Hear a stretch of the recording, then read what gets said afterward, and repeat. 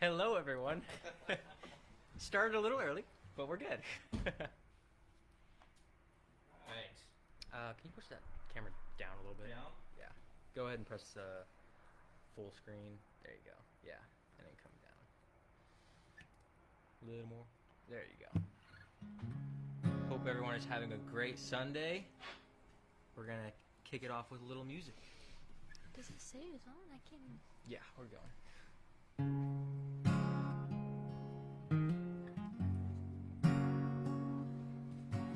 This is an original, by the way. This is called I See Love. And we hope it's an encouragement to you guys with everything going on, and life is so crazy, but I just hope this is a reminder to everyone that the Lord is in control and that there's so many things to be thankful for.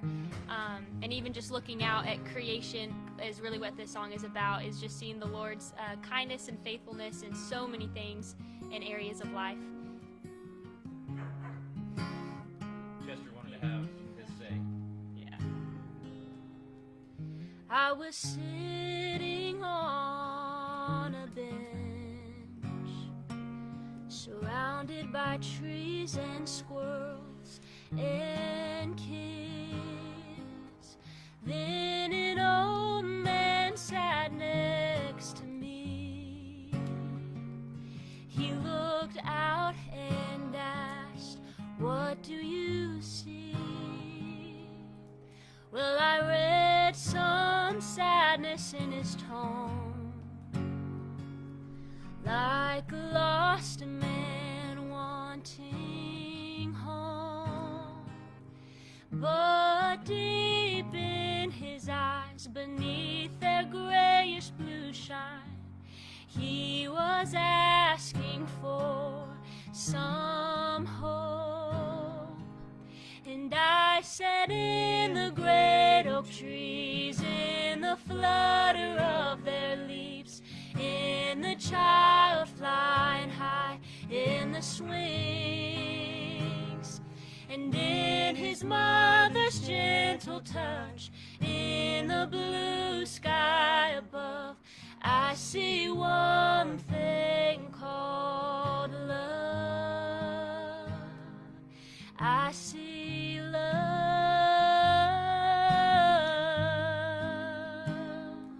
I see love.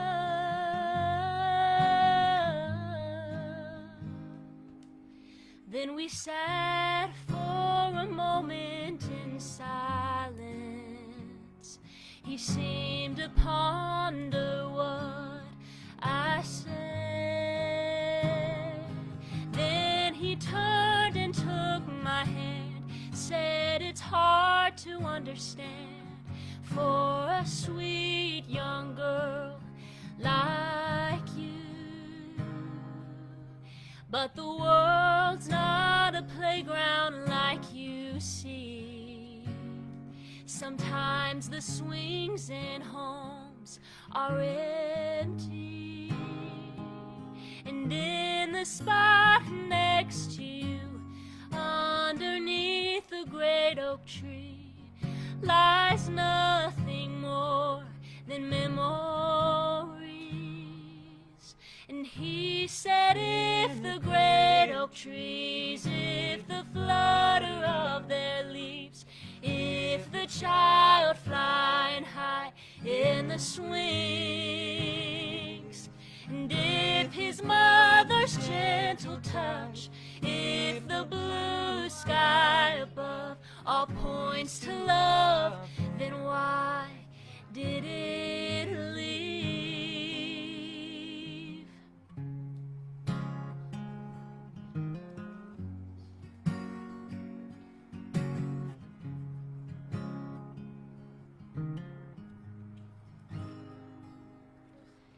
As the tears fell from his cheeks, I smiled and said, "Love never leaves."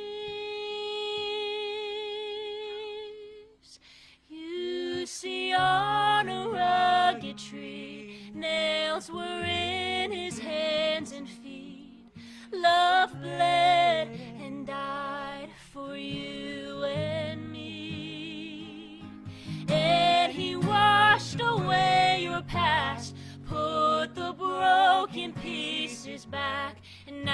he's writing a new story. Oh, he promises new life to all who believe. And that's why in the great oak trees, in the flutter of their leaves, in the child flying high, in the swings, and in his mother's gentle touch, in the blue sky above, I see one thing called love. Oh, I see love.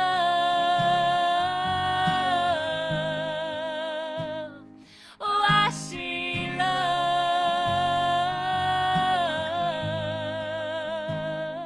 Oh, I see love.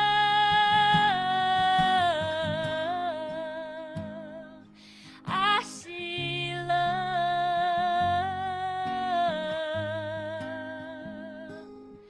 I see love.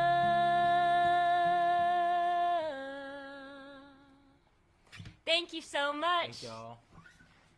Hop in here, Daddy. All right. You want to pull that computer a little closer, please? All right, everybody. Got a lot to cover tonight. It has been an insane week. I'm actually going to scoot over here a little bit, bud. And we'll move this a little. A lot of crazy stuff happened this week. By the way, happy birthday to Cameron. She just turned 20 last week. So we were at dinner tonight celebrating her 20th birthday. Super proud of her.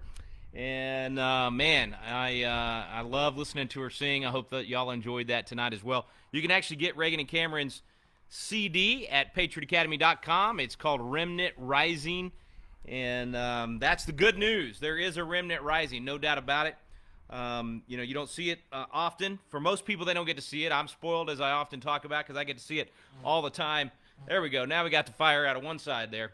I hesitate. I've been thinking about how I wanted to start tonight because there has been so much that has happened in the last 10 days. I didn't get to do a Facebook Live last Sunday. We were at Front Sight doing a Constitution class and had a fantastic crowd, man. 250 folks came from all over the country. We got to live in freedom for a few days, no mandates on us, and got to actually train on the ranges. A lot of people that had never touched a gun before got comfortable with a firearm for the first time in their life. People that had trained their whole life, including police officers, saying it was the best training, toughest test, all of those things. It's good stuff, folks. I'm telling you, you need to go with us and do the Constitutional Defense course. But that's where we were last week. That's why I wasn't able to do a Facebook Live. I was really enjoying the week before doing a Facebook Live, Front Porch Live every day, having the chance to update on what was going on, but we just couldn't do that when we were on the road. So there's a lot to catch up on. I want to start with good news tonight, okay? Because there is some bad news as well, but I want to start with the good news. We're going to look at things, all the good, the bad, the ugly, every bit of it, and take that biblical, historical, and constitutional perspective on all those things.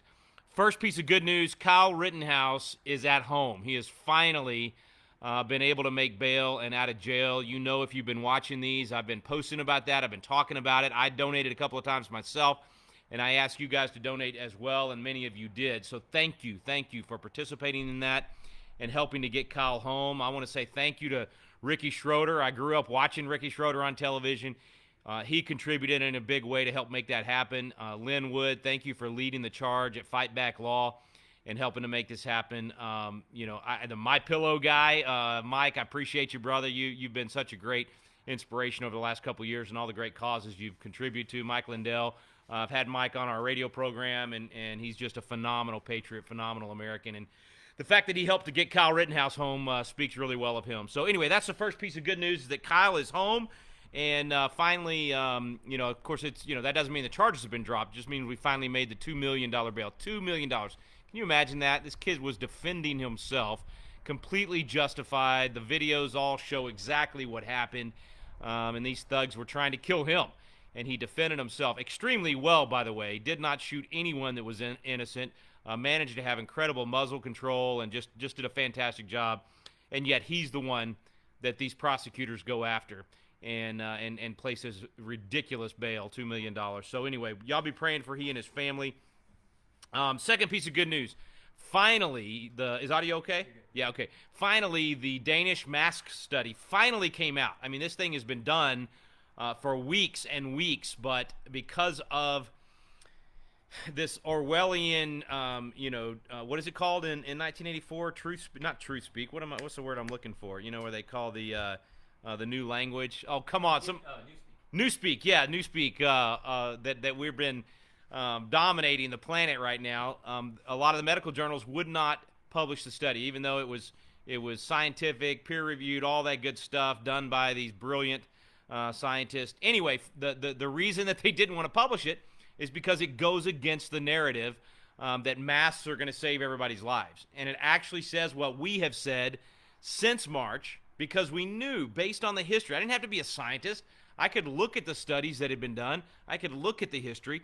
In 1918, they tried masks in some of these cities, and within just a few years, the entire scientific community agreed 100% they did no good, didn't help at all.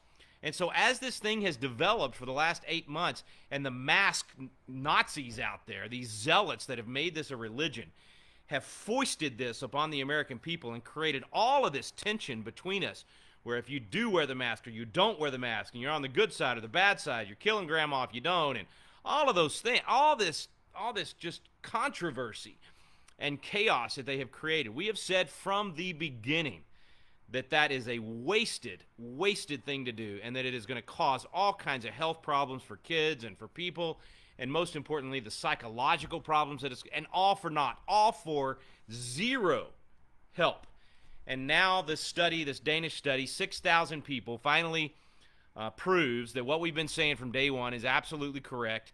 It proves that wearing the mask does not help. The difference it made was 0.24 or 0.26. I'm sorry, I should have looked that up again tonight.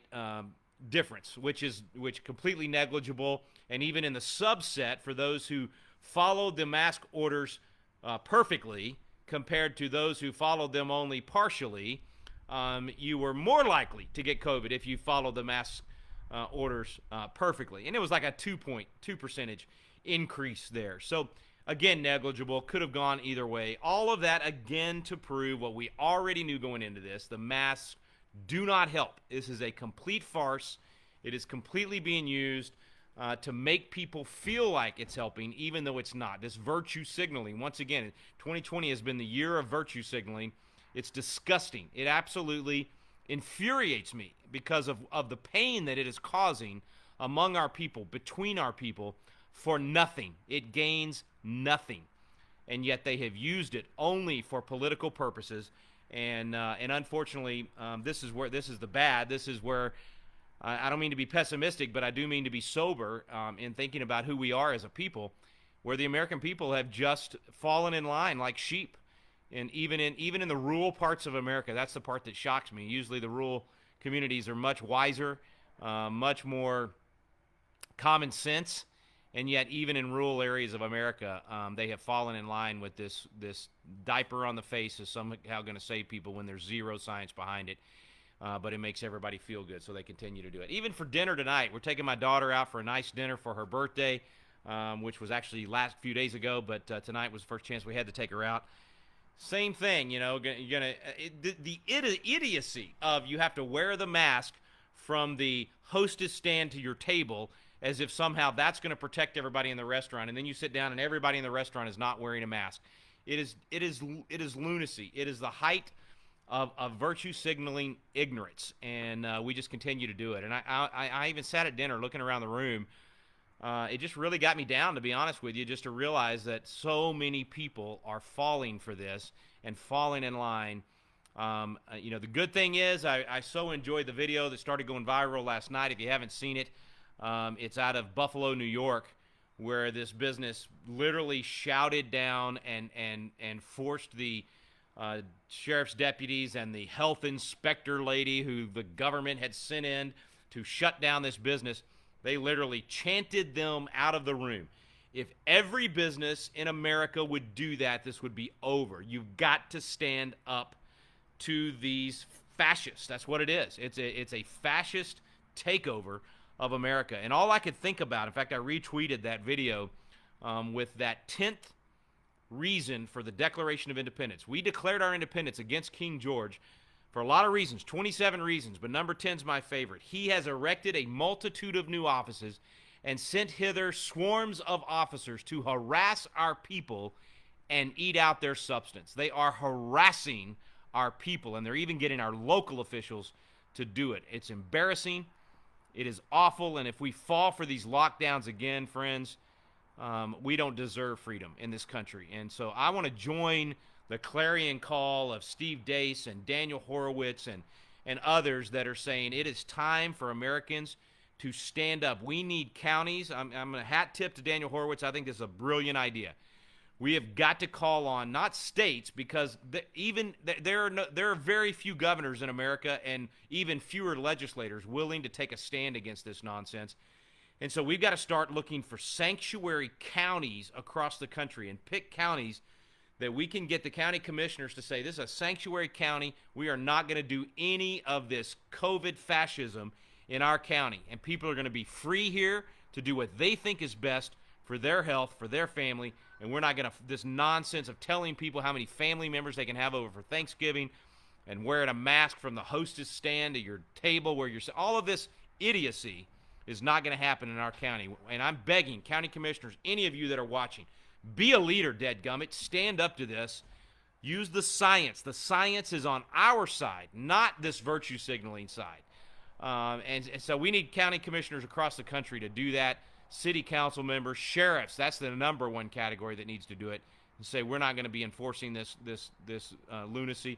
There's a lot of sheriffs in California standing up to Governor Newsom. I have to say the best response to Governor Newsom so far, I just now saw it. Rob McCoy texted it to me just a few minutes ago. If you go to Rob McCoy's Instagram page or the Instagram page for Godspeak Calvary Chapel, so he got up at church this morning and said, all right, Gavin Newsom says that the strip clubs can stay open, but the churches have to close. So he said, hold my coffee. And he started to do a little dance. He stopped there. I don't know that he removed any clothing, but I wish I lived. I texted him back and said, I wish I lived close enough for you to be my pastor. That's my kind of pastor. I love it. Anyway, God bless Rob McCoy and Jack Hibbs and the other pastors in California that are standing up to this complete tyranny. And it's still not over, guys. It's actually, there's a whole wave. I'm not talking about the wave of coronavirus. We all knew we all said from the beginning this was about flattening the curve. Nobody ever thought there was any scientific chance of getting rid of the curve. It was all about flattening the curve so we wouldn't overrun our hospitals. We have not overrun our hospitals. No one's gone without a bed or a ventilator, a hospital bed or a ventilator. And yet here we go again. It's going to be another wave. Not of coronavirus deaths, not at all. A wave of COVID crackdowns is coming back. So despite the fact that the death rates remain low, we all know that the positive tests are going to go up, partly because of the way they're calibrating the test, but also because we need the tests to go up. We've said this for 8 months. What is not getting through the thick skulls of these supposed leaders that are acting like dictators in all of these states? So here we go again, guys. Thankfully, this Danish mask study came out. Maybe a couple of governors will wake up based on that. Hopefully, a lot of local officials will wake up based on that and stop that nonsense. And by the way, with these COVID crackdowns, these same governors, mayors, and others that are looking forward to shutting everything down again, just 2 weeks ago were dancing in the streets in massive celebrations. Whenever they declared Joe Biden the president-elect, even though you really can't do that until after the Electoral College, they were all close together, shouting, spitting on each other, and that was perfectly fine. But you can't have more than 3 families over for Thanksgiving. Friends, if you fall for this and you give in to this and you acquiesce to this absolute lunacy and tyranny, you don't deserve freedom. I'm sorry. You just don't. Crouch down and lick the hand that feeds you, as Sam Adams would say. And let's be patriots and stand up to this. Okay. What else on the I just want to say Andrew Cuomo is a bona fide. I've silenced myself there, but he is a bona fide jerk. I won't use the 3-letter word that I would like to use. I am so sick of that man coming on television and self-righteously blaming the people of New York for the deaths that he has caused by his bad policy. New York, if you don't get rid of that guy as your governor, I hope every conservative in New York flees that state and leaves it to the leftists, because they'll be completely broke and miserable, and it'll be the most desolate, boring, awful place in America to go, and that's exactly what they deserve. So please get out of New York if you're a conservative and you live there. Okay, so I mentioned Rob. All right, enough on COVID. Let's get to the election.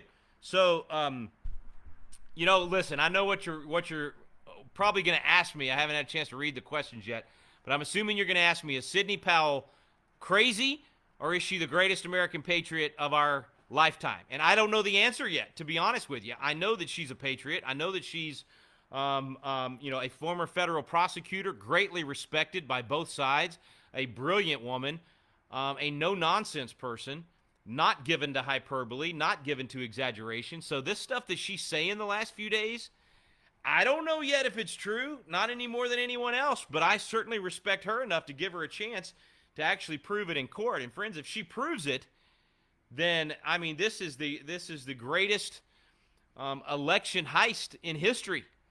And I think we all know in our guts that that's what happened. I think there's no question. We know that there's enough evidence out there to know that there were so many shenanigans pulled with this thing that there's no question they stole the election. Question is, can we prove it, right? And is it well, let me back up. There's no question that there was a lot of cheating in the election. Whether or not that cheating was enough to actually win the election, we don't know until the investigation's done and they can actually uncover which ballots were fraudulent and which ones weren't. And we may not ever get there. So she says she can prove it based on the computer system. So if the computer system actually, if the data and the algorithms can be proven in court, then, friends, there's no telling how many people have been put into public office over the last 10 years that did not win the election. Do you realize that's what this really says? And I want to just pause for a moment and get you to think about what that says about our numbers in the country right now. I'm not saying it's true. Let's just assume for a moment it's true. If Sidney Powell is right, if what she is saying right now is true, and if that system has been used to add tens of thousands of votes in some cases and change tens of thousands of votes in other cases, and according to her, millions of votes, is it possible that what we've thought in our gut for the last 10 years has been true? That it makes no sense that the American people would have elected a socialist named Barack Obama?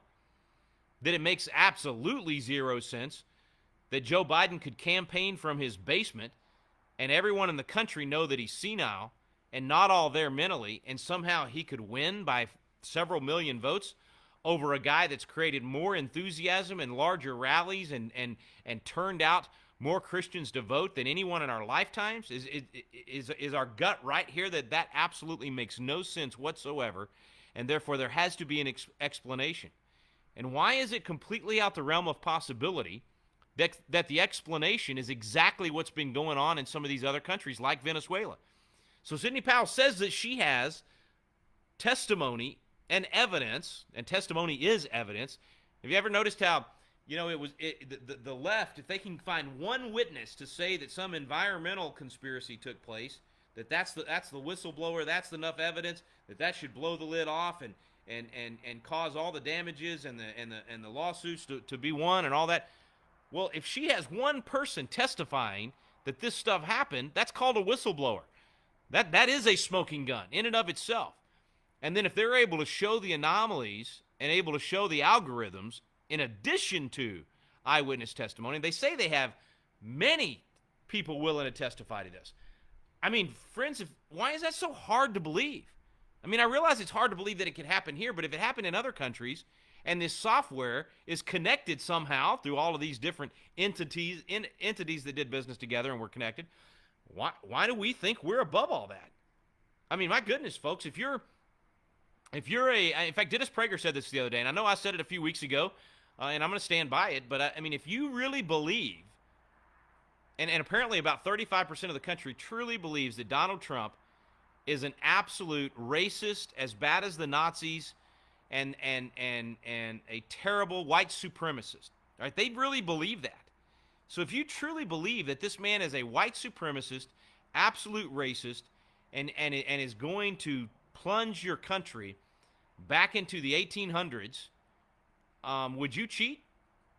I mean, if you could prevent Adolf Hitler from winning in Germany, wouldn't you have cheated to prevent that from happening? Wouldn't you have been on the side of Dietrich Bonhoeffer trying to prevent him from doing that?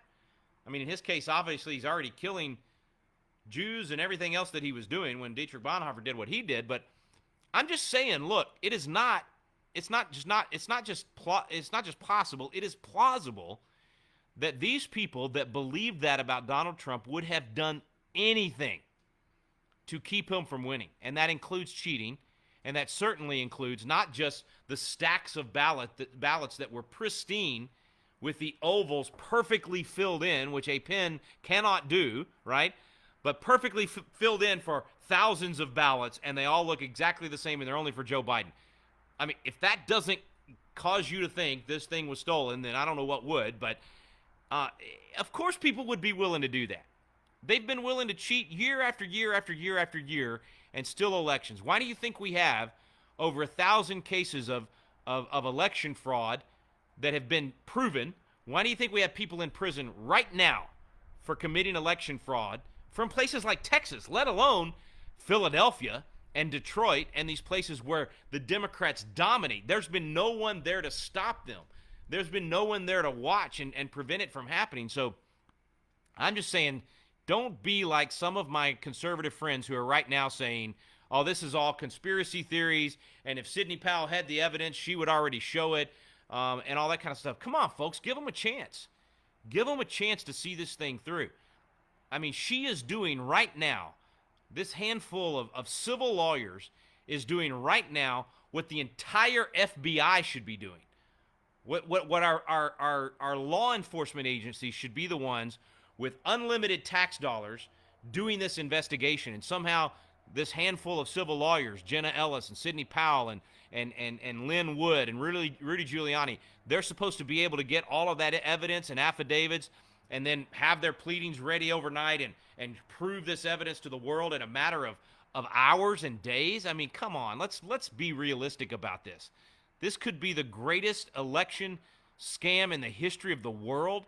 Let's give them a chance to get their evidence together and present it in a courtroom, and wherever they decide the best courtroom is for that. And clearly the cards are going to be stacked against them in the courtrooms in Pennsylvania and many of these states. So anyway, I'm sounding off a little bit here tonight, but I'm just frustrated with a lot of the conservatives right now that are not being very patient and not giving them a chance. At least have the intellectual honesty to say, I don't know, this stuff could be true. Is it amazing and unprecedented in our lifetime and all that? Yep, but that doesn't mean it doesn't happen. And we know what the other side is capable of. We know what our own side is capable of. I've seen Republicans be willing to cheat and do anything to win. So there's no question that this could have happened. And if this very well-respected person that is an officer of the court and has an incredible track record, if she is saying that she has the evidence, let's give her a chance to present the evidence. And apparently that's going to happen in the coming days. But even if it doesn't happen until the week after Thanksgiving, then there's still plenty of time at that point to salvage this fiasco. And let me just say to everybody that's panicking over the dates for the Electoral College meeting and January 3rd for the Congress to meet and January 6th for the Electoral College votes to be open, let's not forget that in 1876 it took months for them to figure this out because there was clearly fraud then, and everybody knew it, and everybody knew we're having trouble getting to the bottom of this. Is it not important enough for us to have faith in our elections that we're willing to take the time to do this right? It should be. It absolutely should be. I mean, look, when you got ballot dumps of 60 to 100,000 ballots showing up in the middle of the night, 100% for Joe Biden, when you've got witnesses testifying to that this is not conjecture. This is not people saying this from 1,000 yards away with binoculars. These are witnesses that were part of this, that were hired by the cities to do this, that probably are lifelong Democrats, but they've got enough integrity to say this is wrong. What we're seeing here is wrong. When you've got these Wayne County election officials being threatened and then being lied to, promised that there would be an audit if they certified, and then as soon as they certify, oh, no, we're just kidding. We lied to you. We're not going to do an audit. And so then they have to rescind, and it's just a zoo because of the dishonesty. So let me reiterate what I've been saying for weeks and what the video that we produced, the Constitutional Minute on the constitutional solutions to this. I just want to reiterate it because we haven't been live for 10 days. And ironically, if you haven't seen the article that I wrote about a week ago on these three elections from the 1800s, the 1824, 1876, and 1888 elections, and a breakdown of some of the constitutional solutions, it's at thestream.org. That article actually created a lot of interviews last week, so part of the reason I wasn't able to do any Facebook Lives, we were overwhelmed last week. And I am not a morning person, but a lot of these morning shows we had to do was 4 and 5 o'clock in the morning, so we were going all day. Some of you saw the interviews on Newsmax and some of the other outlets that we had, so thank you for your emails and encouragement on those things. God's given us a voice and a platform to be able to speak some truth about the history and the Constitution with regard to presidential elections like this. And since the major media is not reporting that at all, we're trying to get that out there as much as we can. As you know, I'm in Facebook jail right now. The only reason you're getting to watch this right now is because it's live. Most of my posts are being completely blocked by Facebook, or at least throttled down to where a few hundred people might get them instead of tens of thousands. And so if you will share this video tonight, that would greatly help us get the message out. But anyway, a lot of these things have been happening in a way that is not unprecedented at all, as I pointed out in the 1824 election, 1876 election. 1876 election is very much like what we're dealing with right now. And so I did that article and then ended up doing a lot of those interviews on that very point. But let's just catch up on what's happening in some of these states. If you haven't, a lot of you probably tuned this stuff out for the last week. You just got sick of it. The day-to-day, it's confusing. There's so many states dealing with this. In Nevada, you've already got 15,000 votes that are illegal votes that were cast in Nevada, people that voted in Nevada and other states. So that could potentially turn Nevada around right there. Once that lawsuit gets through the process, there's a recount happening right now in Wisconsin in only 2 counties. It's the 2 main ones where most of the fraud took place. The reason for that is because they wanted to charge the Trump campaign $8 million for the recount, and so they had to make some decisions about where we think most of the fraud took place, and so they did that in Milwaukee County, and I'm blanking on the other county, but it's the 2 big counties, and even that was $3 million. But we'll see what comes out of that. In Arizona, Governor Ducey has said he will not accept the results until all the legal remedies have been exhausted, so there's still a lot of claims and potential issues in Arizona, so that's not completely out yet. Georgia's a mess, folks. I'm telling you. I mean, even with a Republican governor and a Republican Secretary of State who's been terrible on all of this, by the way, not the governor, but the Secretary of State. And that's from we're talking to people on the ground there that are talking about how he's totally botched this thing. And so these headlines you see where the Secretary of State is saying, we did everything right, we did a recount, it didn't change anything. Let's just back up and talk about what happened last week. You might remember the first day. They said, oh, whoa, here's a county that apparently purposely set aside about 2,500 votes that were an 800 vote advantage to Donald Trump. Well, there's an 800 vote find right there. Net find is what I'm saying. Then the next day, another county they found with about, I forget what it was, 2,400 votes and a couple of hundred vote advantage to Donald Trump. But those were not counted. And a third county came out, and they hadn't counted those. Then they found a math error of 9,000 in one county that had all gone to Biden that shouldn't gone to Biden. I mean, it was just like day after day after day we're finding all these anomalies and problems. And that was actually an audit, there was no investigation yet on which ballots were fraudulent or not. So you haven't yet had your actual investigation into what was fraudulent. All you had was a recounting of each of the counties just to see if their math had been right on the ballots that did come in. Let's not forget, you've still got the issue in Fulton County where they sent the Republicans home and the Democrats stayed and counted hundreds of thousands of ballots. That alone could turn the election in Georgia. And according to Sidney Powell, she's not only going to release the Kraken, she says that there are about to be changes in Georgia, I think her language was, of biblical proportions. So I don't know what's coming the next few days, but I know I respect Lynn Wood and Sidney Powell greatly, and whatever they're about to release in the next few days, my friends in Georgia, get ready, because it sounds like things are about to go crazy there. Anyway, so Pennsylvania, I know the legal battles there are back and forth. There was a Pennsylvania state decision, against the Trump campaign. And one of the guys interviewing me last week, I was on POTUS radio on Sirius, and the guy's like, well, doesn't that prove that none of this stuff is worthy of being investigated? And I said, now wait a minute, who made that decision? And he said the Pennsylvania State Supreme Court. I said, now was that the same Pennsylvania Supreme Court that was part of the scheme? That's the same Pennsylvania Supreme Court that helped rewrite the election laws against Pennsylvania state law and completely against the United States Constitution that clearly gives the power to decide those things, time, place, and manner of the elections, to the state legislature. I asked him, is that the same state Supreme Court that was part? Oh, well, yeah, of course, yeah. Anyway, so I don't think any of these court decisions mean anything until it gets to the U.S. Supreme Court. That's where this thing has ultimately got to go, with the big decisions on Pennsylvania and what can be counted and what can't be counted. In Michigan, same thing, based on what's at the dumping of those ballots in Detroit and in Wisconsin. All three of those, and frankly, Georgia as well. You're going to see all four of those ultimately have to go to the U.S. Supreme Court. And look, I don't know. I mean, people keep saying, yeah, but which lawsuit? And why didn't the Trump campaign do this? And why didn't the Trump campaign do that? I don't know. I'm not in their legal meetings and their discussions, but I would think they're doing the best that they can, and picking and choosing where those battles are going to happen, and that ultimately it will get there. These are some smart folks. I have great respect for Jenna Ellis. I thought she was probably the most articulate of the whole team in that press conference on Thursday. She laid it out incredibly well, and I love the way she just kind of smacked around the media there at the end of her press conference. So hats off to Jenna Ellis, Sidney Powell, Lynn Wood, and to Rudy Giuliani. Let's see. Where else was I going to go on the election stuff? Okay, by the way, here's my question for you. We're going to give away, what did we say we're giving away, Trey? A seat to the Constitutional Defense 3-day class in Las Vegas. Well, it's not Las Vegas. It's in Pahrump. Listen, guys, if you were on our live Monday night Constitution class, largest Constitution class in history, if you were part of that, thank you for being a part of that.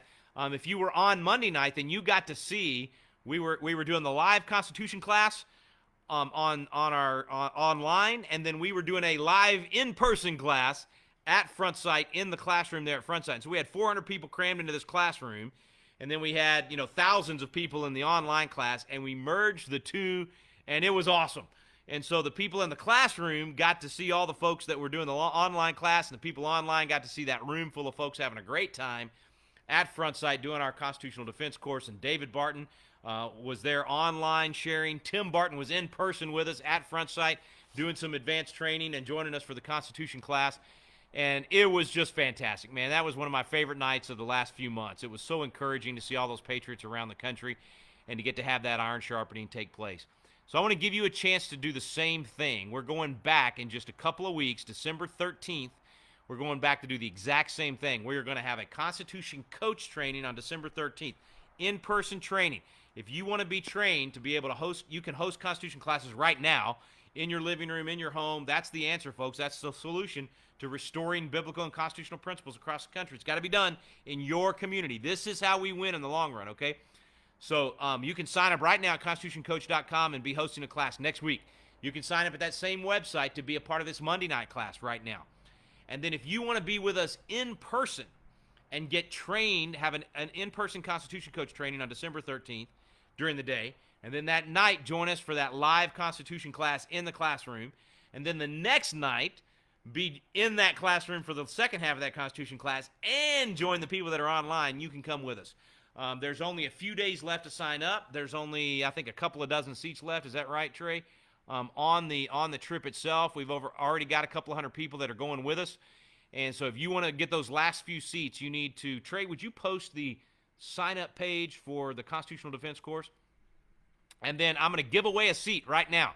So this is a $100 value. It's actually a $1,000 value. This 3-day course on Front Sight's website is $1,000 normally. If you want to go with us and you want to register through us, then you can go to that link that Trey is putting on the website right now. Because of our partnership between Patriot Academy and Front Sight and how Trey Green's been hosting these classes for the last couple of years, because of that, we can give this course to you for 10%. So if this is what it normally costs, we're giving it to you for that much, 10% of what it normally costs. So $99, you can go with us and do this 3-day course. You get the Constitution training, and you get the best handgun training on the planet. We have a ton of people that were there last week that had never touched a gun in their life, and by the end of the week, totally comfortable with their firearm. So you're going to learn how to physically defend your family in the moment with a firearm, and you're going to get the intellectual ammunition that you need to defend the Constitution itself. That 3-day course is normally $99. I'm going to give one away right now to the first person that can answer this question, all right? They need to email me. Email the answer to you, and the first email you get, don't we want them answering it in the chat? Oh, it'd be a lot. Okay, all right. Trey wants to be, here's the problem. When we answer it in the chat, there's people on different internet speeds, and so it looks like to you that somebody won, but it's whoever comes through on our end first that won, and people always get upset because they thought they won, but they weren't the first one to get to us. So open up your email box and get ready to hit send as soon as you can type the answer. Here's who you need to email. Trey@patriotacademy.com. Trey put that in the chat. They can click on it. It'll open up an email for them. All right, so I'll give everybody a second to get that ready, and then go ahead and type in your subject line. Type in free trip. Does that work, Trey? Yeah. Or free class. All right, and then here's the question. And whoever can type this into their email body and hit send first, whichever one gets to Trey's email box first, is going to win this $100 value and get to come with us and train at Front Sight. Okay, you ready? Everybody ready? Let's see. I don't see anybody saying they're ready in the chat. So say ready? Anybody say ready yet? There's a little bit of a delay. Okay. Let's see. I need to stoke my fire. Throw a piece of wood on. Here's the test question. All right, so everybody get in the mindset of the framers, the signers of the Declaration of Independence. All right, we're talking about the 56 signers of the Declaration of Independence, and we are looking for the signer. This is going to be in honor of our barnstorming tour, Biblical Citizenship Barnstorming Tour of Georgia, in about 2 weeks. And I'm going to tell you more about that in just a second. But here's the question. Which signer of the Declaration from Georgia was killed in a duel just a year after the signing of the Declaration of Independence? Signer of the Declaration killed in a duel in 1777 when he was shot in the leg and it got infected and he died just a few days later.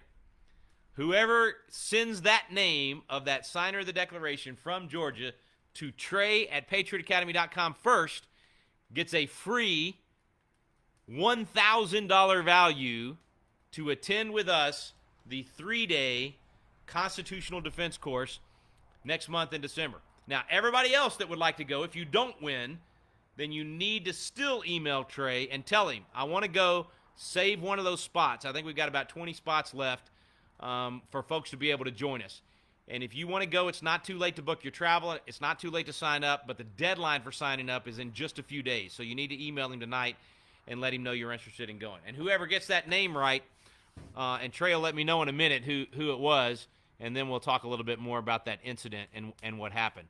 But speaking of Georgia, so to all you Bulldogs out there, I know that's an insult to the other schools in Georgia, but for all you Georgia folks, since Herschel Walker is a Georgia Bulldog and a good, solid American patriot who played for the Dallas Cowboys and supported Donald Trump this year and gave a great speech at the Republican convention, I'm calling everybody from Georgia a Bulldog in honor of Herschel Walker. All right. We're coming to Georgia, man. We're going to do a barnstorming tour of the state of Georgia. We're calling it the Biblical Citizenship Barnstorming Tour. And so David Barton, Tim Barton, myself, we're basically bringing Wall Builders Live on the road. It's going to be like you're watching a live 2-hour Wall Builders Live special with some really cool special guests. Kirk Cameron, Charlie Kirk, Michelle Bachman, Brad Stein, several others that have been invited and may or may not be able to come. And some of those special guests will be appearing virtually, and some will be with us in person at some of the events. Everybody can't do the full tour, but we're going to be headed there December 4th, And we're starting in Dalton, Georgia on the evening of December 4th, and we'll be in Eatonton, Georgia with my buddy Mike Rainey. We'll be back out at the Briar Patch at 1 o'clock on Saturday, December 5th. And then that evening of December 5th, we're going to be, okay, if you're on, I'm blanking on where our Saturday night event was. I want to say it was Fayetteville, Georgia. And then the next morning, we're going to be all over the Atlanta area. All of us are going to split up and speak at churches all over the Atlanta area. And then Sunday night in Canton, Georgia, with Congressman Barry Loudermilk, one of the great patriots in Congress. He's going to be with us and hosting that event there in Canton, Georgia. So we're looking forward to that. We're doing it to get people to act like biblical citizens, to vote biblical values and restore constitutional jurisdictions. So we're going to be talking at each of those events about how do you live out biblical citizenship. And one of the most immediate ways they can do that is to start a biblical citizenship class at their church or in their living room and get people educated leading up to that January 4th runoff in Georgia. Georgia is the Alamo, folks. Whoever wins those Senate seats is going to determine the majority in the U.S. Senate. And it could be that if Donald Trump does not prevail, if all of this cheating and stealing of the election cannot be proven, and Joe Biden ends up being president for the next 6 months until finally Kamala Harris invokes the 25th on him and kicks him out of the White House so that she can become our first communist president. I'm sorry, our first anyway, if she gets to occupy the White House herself. Then if that happens, folks, the Senate is the only thing stopping them from implementing a complete socialist communist agenda in America. And you already know they're going to do it. They've advertised it. It's in their plan. I mean, just look at their platform. That's what they want to do. We can stop them in the Senate if we win those 2 seats in Georgia. So anyway, there we go. That is the challenge for the next few weeks. So I'm going to ask everybody out there to pray for Georgia, to donate. You can actually donate to our biblical citizenship campaign that we're doing all over the country, but we're starting in Georgia and then doing it everywhere else. So go donate at patriotacademy.com and say, I want to help you teach the Constitution to as many people across the country and teach biblical citizenship to as many people across the country as you can. So if you'd like to do that, go donate at patriotacademy.com today. Go to millionvoices.org. That's another great place to contribute, and download their voter guide and share it with all your friends across Georgia. Lots of ways to be a part of the solution. All right, did anybody get it right yet? Got a lot of people that got it right, actually. The first one to get it, you want to hear it now?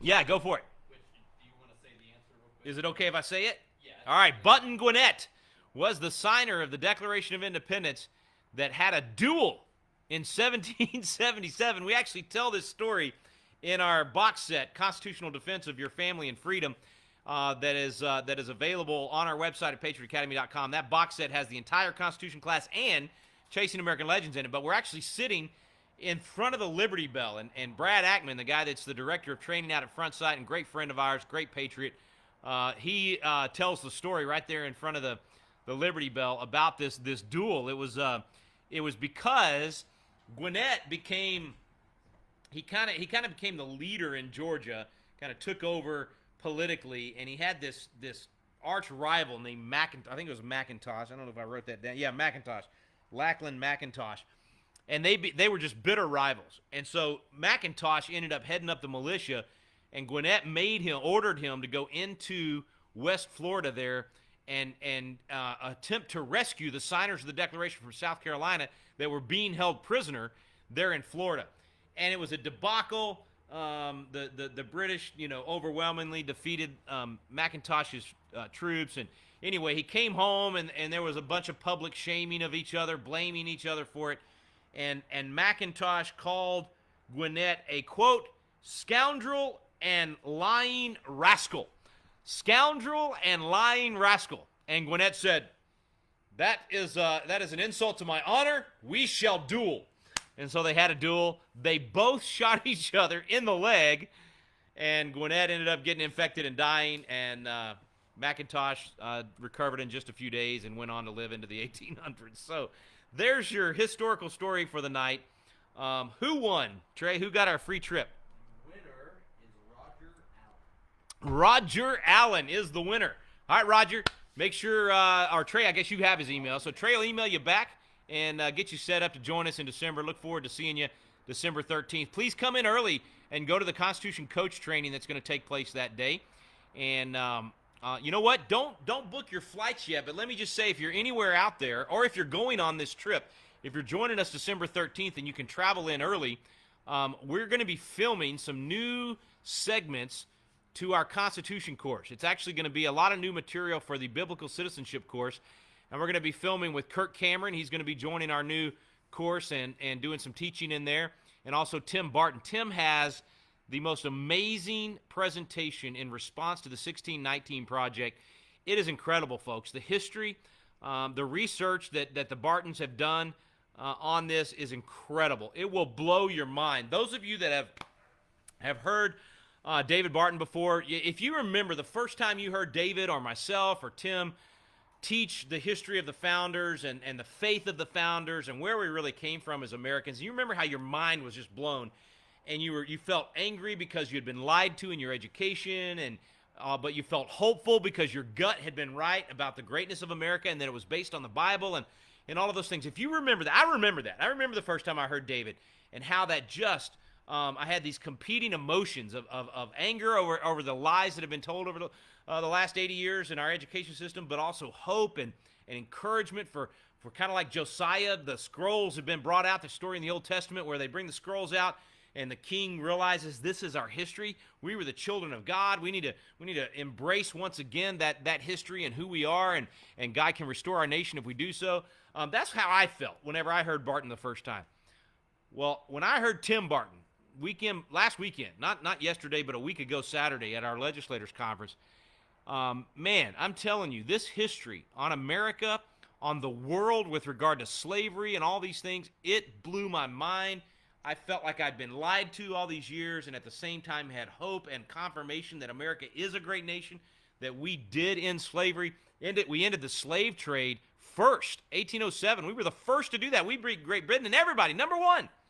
And then we're only the fourth nation to end slavery in 1865 when an awful lot of white folks died in order to end slavery, right? And he goes through that whole story and the whole history, puts it in the context of the world and the context of world history, and all the great black patriots that helped launch America, the great black patriots throughout the Revolutionary War. It's just phenomenal. So I don't want to give away too much of it. I just want you to know it's going to become part of our Constitution classes. And so we're going to be filming Kirk Cameron, Tim Barton, Rob McCoy, and a bunch of other great folks out at Rob McCoy's church at Godspeed Calvary Chapel. And I hesitate to even say this, but I want folks thinking, if you want to join us, I want to fill that room. I would love for all of you to be there in person and a part of this filming, because this filming is going to end up in tens of thousands of churches over the next few years. Millions of people are going to go through this class, and you can be a part of history by joining us that day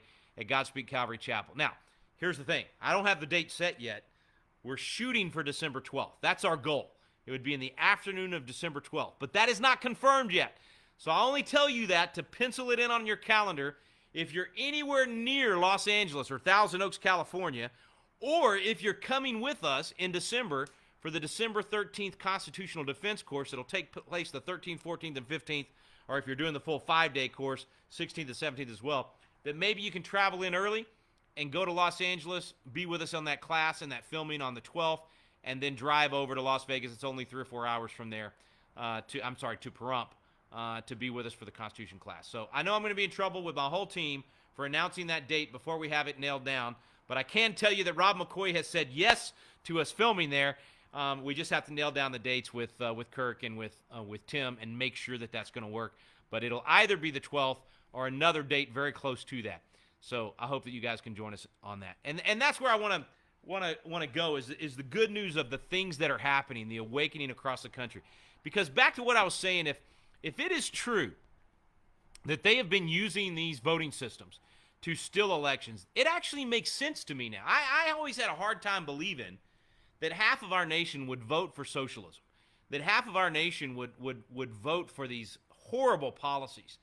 And I came to terms with that. You know, I said, okay, well, that means, as I said, you've heard me say, at least half our nation hasn't fallen for that, and we're split down the middle in our country. But, you know, folks, it's possible that the outlook is way better than that. It's possible that if they have manipulated the votes to the tune of millions of votes, it's possible that the leftists in this country are a much smaller percentage of our country than we thought. It's possible that far fewer people in our nation would vote for all of this nonsense, and that we actually have a much greater majority than we thought, but they've been stealing it from us for years. And now that we've uncovered that now that frankly that God has revealed that evil in our country and revealed that corruption, that we can actually get back to a place where most of the country is voting for common sense conservatism, is voting for principles of liberty. And we may disagree on the nuance of that, but at least we can move away from this total leftist policy that we've been fighting against for so much in this country. I don't know if that's the case or not. It is possibly the case, and we're going to find out in the next few weeks whether or not we can prove that. But, or should I say, and yet, what you and I do for the next few weeks and months and years doesn't change regardless. Because whether we have Joe Biden as president and then Kamala Harris, or Donald Trump is back in the White House, whether or not we have a complete upheaval and the entire election of 2020 has to be redone. That's crazy, I know, but who knows? It is 2020, right? Whether or not a single election is overturned, even though there's a ton of fraud shown, regardless of all of that, for you and me, our duty, our action steps are going to be the exact same. We are still going to have to spend time investing our life into freedom. Spend 2 to 3 hours a week hosting a Constitution class, studying the Constitution ourselves, influencing other people through our social media tools and everything else. That part does not change. You and I are responsible for being willing to invest our time into this process. So I challenge you to do that no matter what happens the next few weeks. Secondly, we've got to start putting our money where our values are. We've got to start donating to the candidates, donating to the causes like Patriot Academy and Wall Builders and other good organizations out there. We've got to start giving of our life and our fortune, and then we've got to be willing to stand up and put our sacred honor on the line. That doesn't change. I know I sound like a broken record. I know I talk about that every time I'm out here on the front porch. But I just want to remind you, what we do individually is not going to change regardless of how this election turns out. I take that back. We could add something to the list. And it could be that part of our strategy in the coming weeks and months and years is where we do those things. So what I've always said is, wherever God's planted you, that's where you need to be the catalyst for a restoration of biblical and constitutional principles. And so whether you're in California or Texas or Idaho or South Dakota, wherever you are, that you start spreading truth right now, just like in the book of Nehemiah, you rebuild the wall by your house. All right, that is still true, and that's still my mantra right now today. But there's a possibility that we may need to start thinking long-term more strategically and saying we're going to have to pick our battlegrounds. We're going to have to pick where we fight these fights. And it may be that we have to cede some territory just like you would in a war, where you have to say, you know what, we've lost that area. We're going to have to move our resources and our troops over here where we have a chance of winning. And so, Horowitz and Dace and some of these guys may be right, that it is time to pick a few states and say, time to move out of that state and move to over here where we can win. I don't know. I'm not ready to say that yet because I haven't given up on California and Washington and Oregon and some of these states yet. And the reason I haven't, and you guys can kind of go along on this journey with me in the next few weeks, I want to see some hard data on how many Christians still did not vote in 2020. Because I think there's still a good 30 million votes out there that we have not motivated to think biblically and vote biblically. There's no question, based on the exit polling and some of the other data, that you still had, I'm embarrassed to say this, but millions of Christians that voted for a pro-abortion up until the moment a baby is born, a pro-radical sexual agenda, an anti-science allowing for the transgendering of 8-year-olds. That's the president. That's the presidential candidate that millions of Christians voted for. Now, you cannot say that those are biblical Christians. Those are CINOs, not rhinos, CINOs, Christians in name only, because they are not following the Great Commission, which is to make disciples of all men and teach them to obey everything I've commanded you. They're clearly not obeying biblical commands, right? So that means we've got a lot of work to do in our churches and in our Christian community. And potentially, this Biblical Citizenship in Modern America course could turn millions of votes. I mean, if 10 million more Christians voted biblical values, that changes everything, right? Now, it doesn't change everything if you have voting machines that are changing their votes to vote for the other side. So we have to solve that problem, right? There is going to be a flood of legislation in state legislatures all over the nation.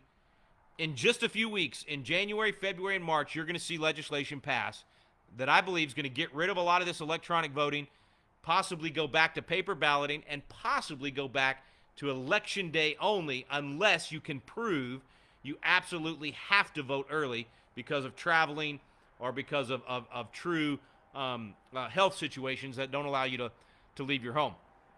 So we have a big fight ahead of us in the state legislatures, and all of us are going to have to let our voice be heard there. We're going to have to follow the lead of groups like Mark Meckler's already working on this with state legislators across the country. So conventionofstates.com is about much, much, much more than the Convention of States. It's very much about rallying the troops and lobbying in these states with our state legislators to fix our election system so that we can have faith in that system. And don't forget what I said in those videos in the last few weeks.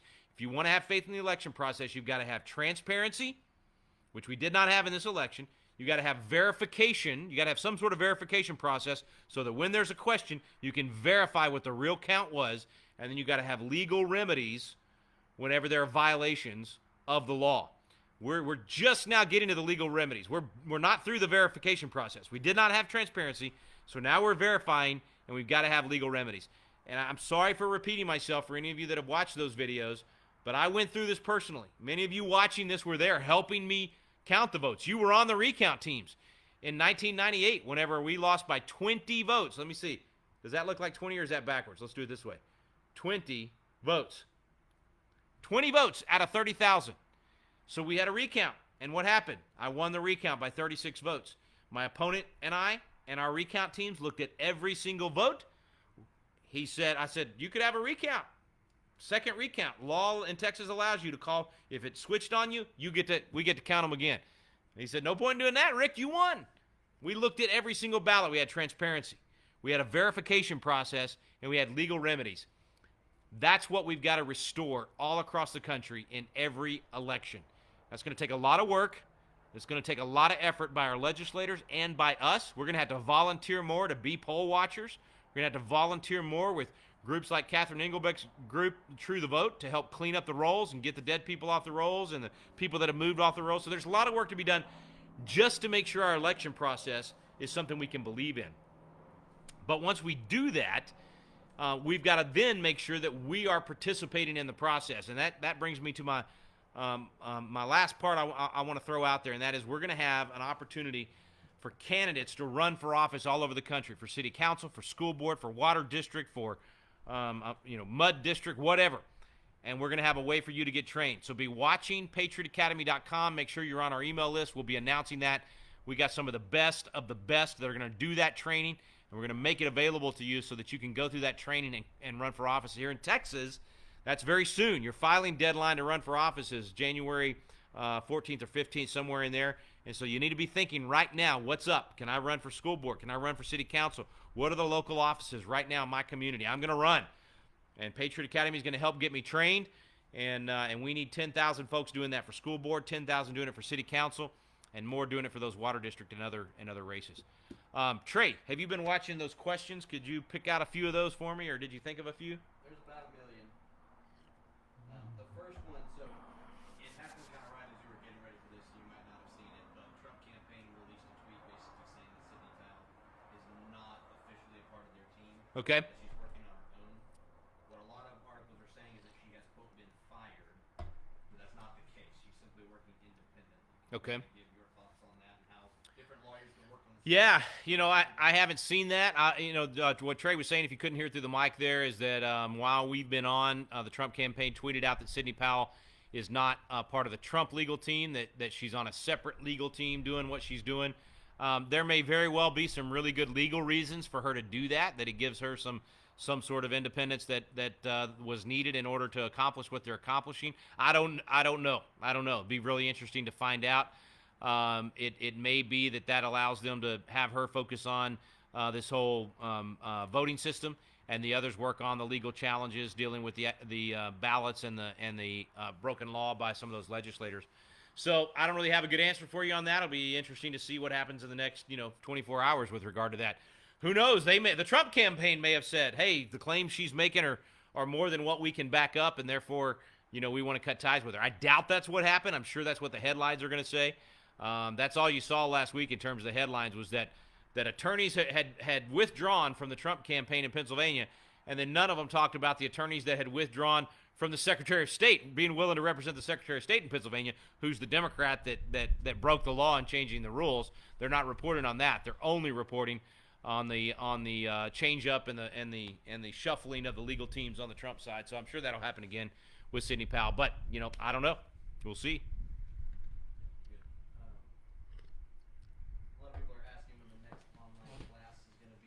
I got to sit up.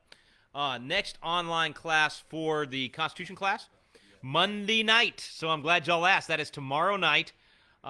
If anybody on my team that has the link to the registration for that Monday night class is on here, please post that in the chat right away.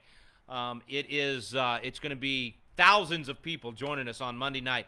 Whether you're a Constitution coach or not, it's a great way to join with other people around the country. We've got a lot of new material that we're showing in those Monday night classes. And the coolest part is we go live at the beginning of each class, then we watch the video together, and then we go live afterwards with Q&A. So it gives you a chance to ask questions about what we covered in that night's video. And we have special guests that tune in with us. Mark Meckler and I will host each week. And then we have David Barton and Tim Barton that'll join us a couple times each during that 6-week period. And no telling who we might get to join us as well. So please join us on Monday night. It's totally free, and we would love to have you be a part of that. If you have a Constitution class going right now, even if it's on Monday night, but especially if it's not on Monday night, you might consider inviting your friends that are in your class to join us just for the Q&A on Monday nights. It's kind of a fun time. So maybe they don't tune in until whatever time we're doing the Q&A, which is typically, most weeks it's about 8:30 Central Time. We start at 7 p.m. Central Time. We go live for 10, 15 minutes and talk about whatever's happened the previous few days. We play the video for that week, and then we go to Q&A live at about 8:30. It changes week to week, depends on how long the video is for that night. But what you could do is just get your group to tune in for that Q&A together, and then that way y'all could talk about that at your next class as well. So it's a fun way to do it. We have a lot of people that are doing Monday night classes, and so they're doing their class and then jumping on with us for the Q&A after the class. So that's a fun way to do it as well. A lot of people are saying that they live in deep blue states and are wondering what they can do to feel like they're actually making a difference. Yeah, look, to all of you that live in these deep blue states, I keep saying California, Oregon, and Washington, because I probably speak in those 3 states more than most of the other blue states. But, I mean, same goes for Delaware, Massachusetts, Rhode Island. I mean, all of these deep blue states. Listen, if you're living in those states right now, it's different for everybody. I can't tell you what God has for you, right? He may tell you to move and go somewhere else get your family out and go somewhere else. But he may tell you to stay and fight there. And we need patriots in both categories. So you have to decide what God's calling you to. But if you are staying put in that state, then start doing a Constitution class. Even if it's just you in your living room with one other person, you are doubling yourself right then. But what happens if you get 5 in there? What happens if you get 10? What happens if you get your church to start thinking biblically and you start hosting that class and 50 people in your church start coming to that class? And then it spins off into another church in your community and another church in your community. Friends, that's the vision for the next few years. So if you're living in an area like Portland or Seattle, or maybe you're in a conservative area of Washington, maybe you're on the east side of Washington State, or you're in an area of Oregon that's conservative. There's a lot of conservative areas, even in California, right? But even if you're in a conservative spot in your state, you have a couple of years right now to be building a base of patriots that are intellectually prepared to vote biblically, to actually apply a biblical worldview to how their neighborhood and their community and their state operates.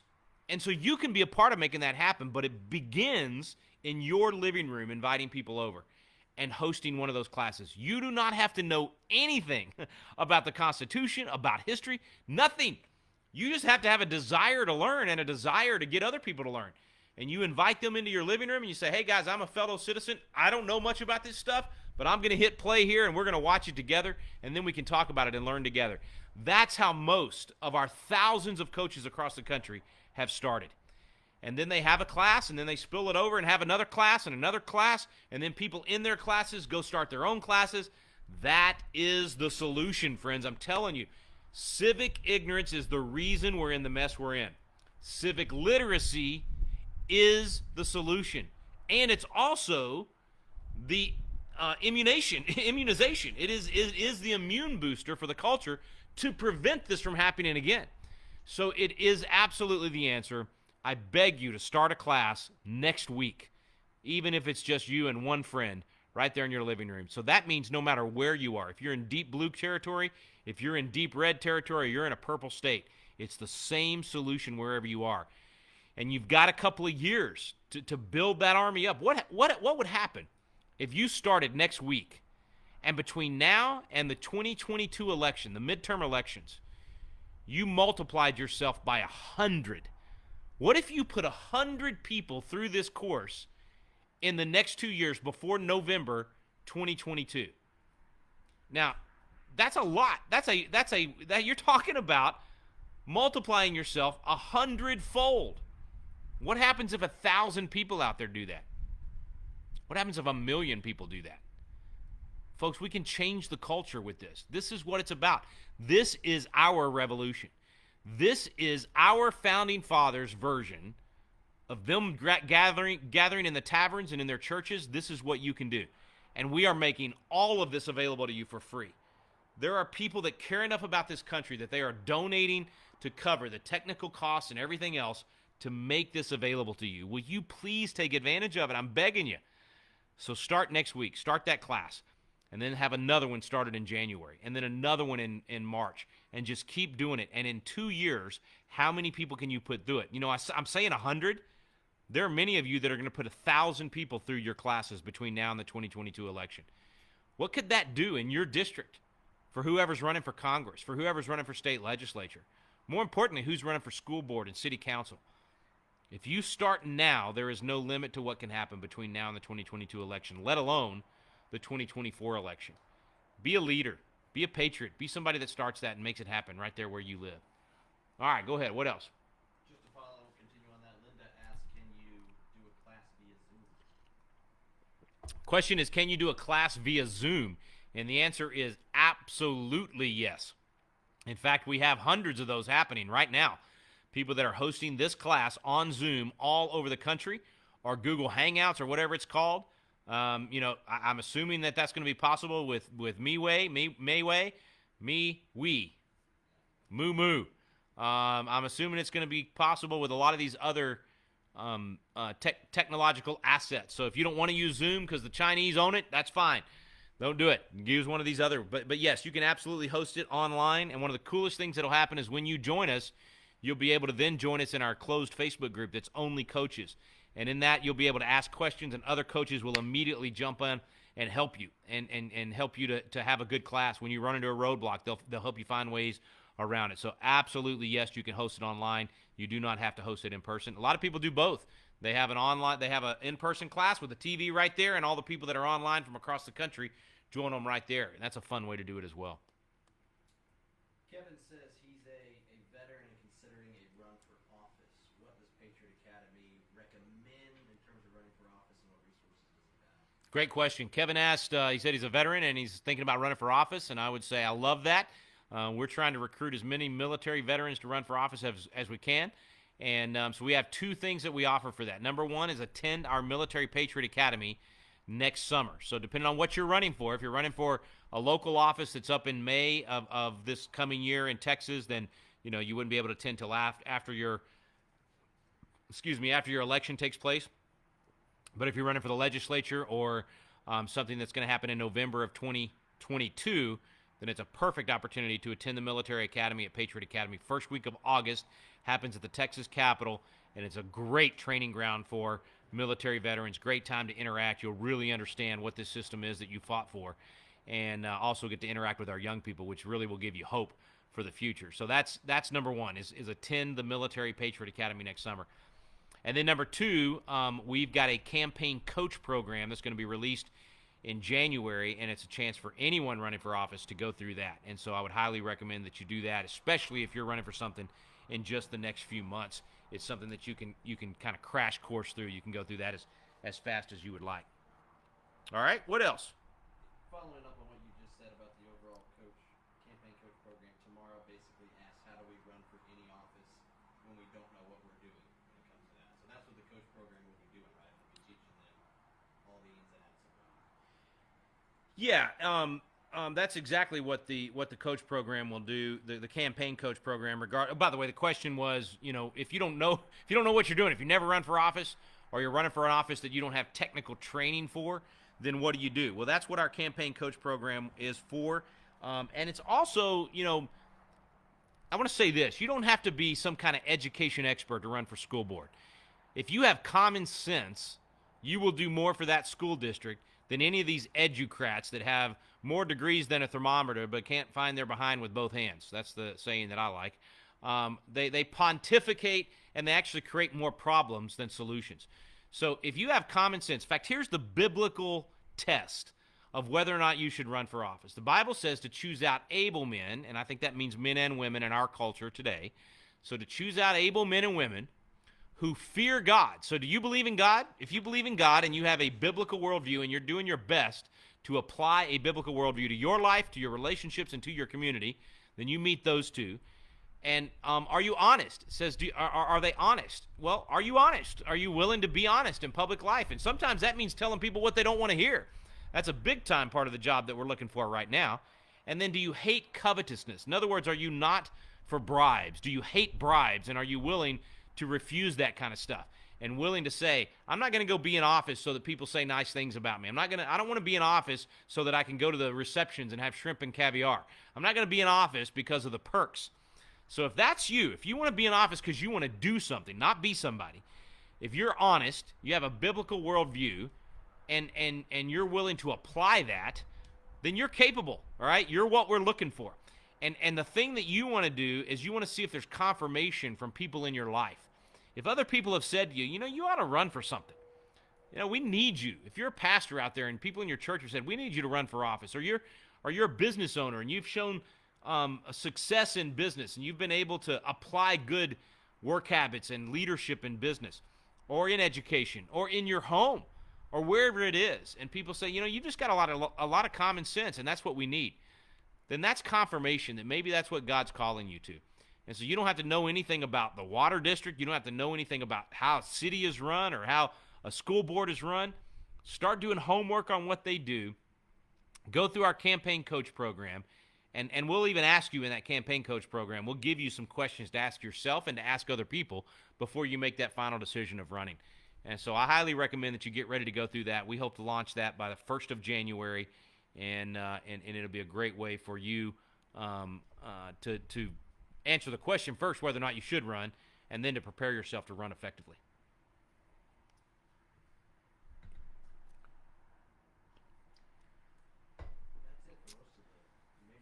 All right. Well, folks, we've got a lot of work to do. There is without question, a day of reckoning coming for our country. And in many ways, it could get very ugly. And what that means is we don't have the luxury of just enjoying the blessings of liberty all the time and never having to be on the battlefield. You don't have the luxury of just sitting back and reading about this stuff. It is time for every patriot everywhere to say, here I am, send me, in whatever way, shape, or form that becomes. And so I'm just going to reiterate again what I'm asking you to do. 2 to 3 hours a week, volunteering to be a Constitution coach and teach other people and learn yourself, right? Just get them in the room and use our materials. That's your life. Your fortune, start donating. 1%, 5%, whatever you can to good causes and good candidates out there. Start setting aside a little kitty, right? Every month, set aside 1% or 2%. Say, I'm saving that for the next election cycle to be able to donate to good candidates. And then interview those candidates, study those candidates, and find somebody that you believe is standing for biblical truth and righteousness and is going to have a good, strong backbone in office. And there may be somebody already in office that's under attack because of standing for truth, and your donation can help them. Even if it's a $25 donation, but maybe if you're setting aside that much every month, you may end up with $1,000 to be able to give to somebody or $100 to be able to give to somebody. But also donating to Patriot Academy. I have no qualms at all about asking you to go to patriotacademy.com right now today and set up a monthly donation of $100 or $1,000 or whatever you can do. It might be $5, but set up that monthly donation so that every month you're contributing to the cause. Every month you're giving of your life and your fortune. Every month it's helping us to grow and reach more people with all of the different things that we're doing, from the constitutional defense courses to the Patriot Academy youth leadership programs to the campaign coach program that's coming out soon, to the Constitution Coach program and all the people that are learning the Constitution through us. It's a worthy cause, folks. We are doing more with less than any program out there anywhere in the same universe as what we do. We're doing more with less, but I would like to do more with more, okay? So I'm asking you to donate so we can have even more of an impact on the culture out there. So lives, fortunes, and sacred honor. Start speaking up on Facebook, on Twitter. Start moving over to Parler and all these other social media outlets. At Thanksgiving this coming weekend, please have as many people as will fit in your house, and then take pictures of your big Thanksgiving gathering and send it to Gavin Newsom and to Pritzker in Illinois and to Governor Abbott in Texas and all of these other tyrants that are trying to tell you how many people can gather in your home. So take pictures, send them to all those folks, and say Happy Thanksgiving to you too. My favorite meme of the week, it doesn't look like this, but Ted Cruz had a great one. Let me go on this side. Ted Cruz had a great one where he replaced the cannon with a turkey, and it said, "Come and take it," for Thanksgiving. I thought that was fantastic. So send that picture to all those wannabe tyrants. Actually, they're true tyrants right now. They want to keep their ability to be emperors as long as they possibly can. Send them that picture. Say, "Come and take it." That's how I feel about it. I hope you feel the same way. It's time to fight back, folks. Open your businesses. Do not let them shut you down again. Make a video of whatever happens when those government tyrants show up to try to shut you down. Whether you get arrested or you chant them out of the room like they did in Buffalo, New York, make a video of it, send it to me, share it on social media. If thousands and thousands of Americans would have the guts to do that and stand up for freedom, we would stop this nonsense. Call every day in your business a peaceful protest. That's what we're going to do when we head down to Georgia. We're going to have peaceful protests in this barnstorming tour across the state. Go have your own peaceful protest. Hopefully you had one today at church. I hope you were able to go meet in person at your church, and I hope you do the same next Sunday. God bless you guys. Thanks for being on with me tonight.